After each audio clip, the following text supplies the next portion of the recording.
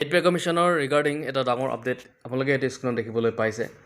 এইটো হৈছে আমাৰ যিটো এক্সৰ হেণ্ডেল থাকে, পে কমিশ্যনৰ এটা পেজ আছে আৰু সেই পেজত ইয়াতে লিখা হৈছে, যিখিনি কথা লিখা হৈছে গোটেইখিনি কথা আমি আলোচনা কৰিম।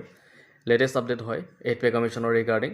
আমি কৰ্মচাৰী পেঞ্চনাৰসকলৰ প্ৰত্যেকটো খবৰ আমি দিবলৈ যিহেতু চেষ্টা কৰা হয়, তো এইটো এটা খবৰ আমাৰ তাত যিহেতু আহিছে, খবৰটো আমি দিবলৈ চেষ্টা কৰিছোঁ।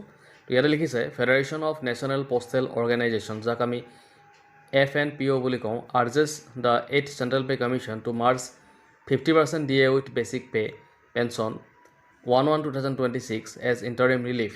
Rising inflation is eroding real wages. Structural correction is the need of the hour. তো ইয়াৰে অৰ্থখিনি আমি গোটেইখিনি চাম। ইয়াৰে গোটেইখিনি মিনিং আমি চাবলৈ চেষ্টা কৰিম। এটা সৰু অনুৰোধ আপোনালোকে থাকিলে যদি প্ৰথমবাৰৰ বাবে এই চেনেলটো ভিজিট কৰিছে আৰু ছাবস্ক্ৰাইব কৰি ৰাখিব, এনেকুৱা ধৰণৰ খবৰবিলাক আপোনালোকে পাই থাকিবৰ কাৰণে। এতিয়া আহক আমি খবৰটোলৈ কি কি কথা কৈছে গোটেইখিনি কথা আমি আলোচনা কৰিম। ইয়াৰে মূল কথাখিনি হৈছে যে 8ম কেন্দ্ৰীয় বেতন আয়োগ আৰু 50% ডিআৰএছ এলাউন্স মৌলিক বেতন বা পেঞ্চনৰ সৈতে একত্ৰিত কৰাৰ দাবী সন্দৰ্ভত এই দাবী উত্থাপন কৰিছে federation of national postal organisation FNPO। তেওঁলোকে বৃদ্ধি পাই থকা মূল্যবৃদ্ধিৰ এই সময়ছোৱাত এই বিষয়টো লাখ লাখ কৰ্মচাৰী আৰু পেঞ্চনাৰসকলৰ বাবে অতি গুৰুত্বপূৰ্ণ। ডিআৰএছ এলাউন্স হৈছে চৰকাৰী কৰ্মচাৰী আৰু পেঞ্চনাৰসকলক মূল্যবৃদ্ধিৰ প্ৰভাৱৰ পৰা সুৰক্ষিত ৰাখিবলৈ দিয়া এক অতিৰিক্ত ভাত্তা। যেতিয়া মূল্যবৃদ্ধি বাঢ়ে তেতিয়া ডিআৰএছ এলাউন্স বৃদ্ধি কৰা হয় যাতে তেওঁলোকৰ ক্ৰয় ক্ষমতা বজাই থাকে।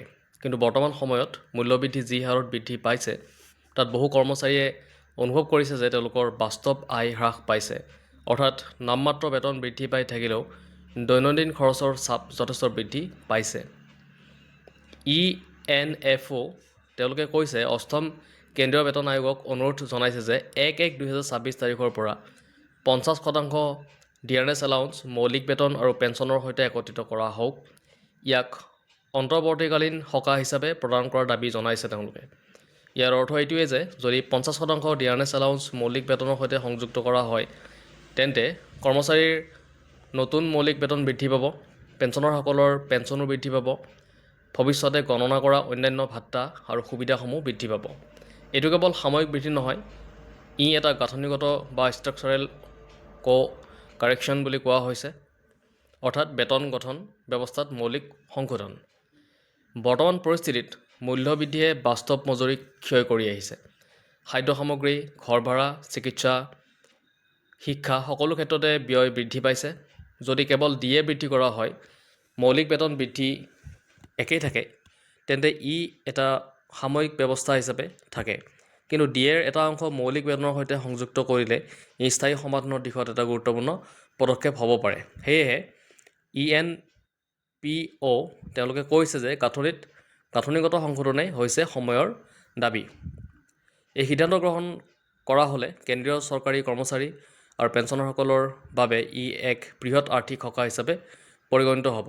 8ম কেন্দ্ৰীয় বেতন আয়োগৰ আগমনৰ পূৰ্বে যদি এই দাবী মানি লোৱা হয় তেন্তে ই কৰ্মচাৰীসকলৰ মনোবল বৃদ্ধি কৰিব আৰু আৰ্থিক স্থিৰতা বজাই ৰাখিব। শেষত ক'ব পাৰি যে 50% ডিআৰএছ এলাউন্স মৌলিক বেতন পেঞ্চনৰ সৈতে একত্ৰিত কৰাৰ দাবী কেৱল বেতন বৃদ্ধি সম্পৰ্কীয় নহয়, ই মূল্যবৃদ্ধিৰ সময়ত জীৱন যাপনৰ মান বজাই ৰখাৰ এক প্ৰয়োজনীয় পদক্ষেপ। তো এইটোৱে আছিলে আজিৰ আপডেট। যদি ভিডিঅ'টো ভাল লাগিছে লাইক, শ্বেয়াৰ, ছাবস্ক্ৰাইব এটা কৰি দিব।